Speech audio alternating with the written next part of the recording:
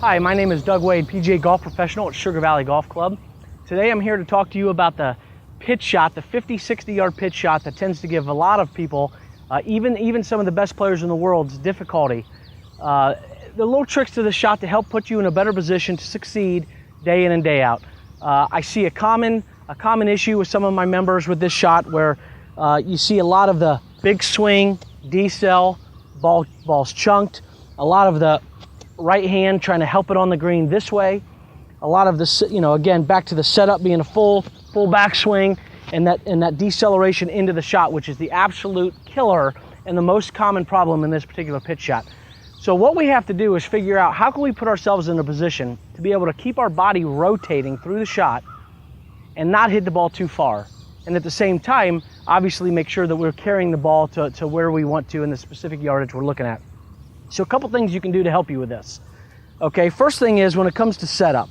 All right, typically on this type of shot, depending on where the pin is going to dictate your ball position. If the pin was right up front on the green, we're gonna need to move that ball position up a little bit in the stance to allow us to open the club face a little bit more, get that shot higher up in the air and land softer.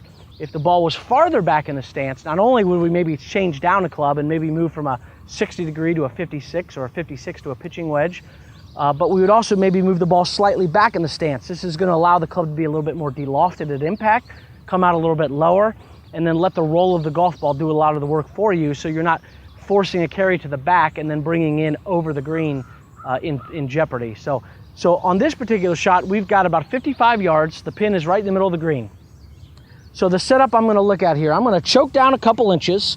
The reason I want to choke down a couple inches on this particular shot is if the longer the club, obviously the farther the ball can go. So by choking down, I'm putting myself in a position to accelerate through the golf ball and not worry about the ball going too far, okay? So I'm going to choke down a little bit. Next, I'm going to narrow my stance a little bit more than I would on a full shot. So by putting my feet a little bit closer together, okay, it's going to help me rotate through the ball easier on the downswing and also limit the length of my backswing on the takeaway, okay? So we're going to, now I don't want to get like this like I would on a chip shot, because then I may not be able to bring the club back far enough and get the rotation I need. So it's a happy medium. I mean, obviously practice is going to help any of this, but we're going to, hands a couple inches down, feet a little bit more narrow than a particular full shot, okay? Ball position's about the same.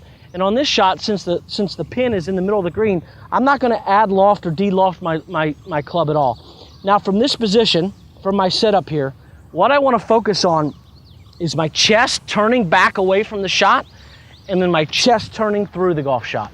I don't want to use my hands and arms on this shot.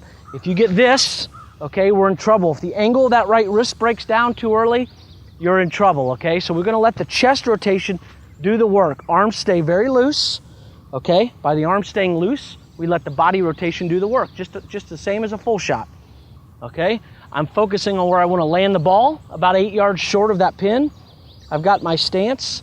I'm going to let the chest go back and the chest go through.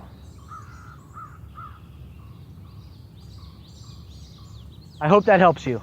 Thank you.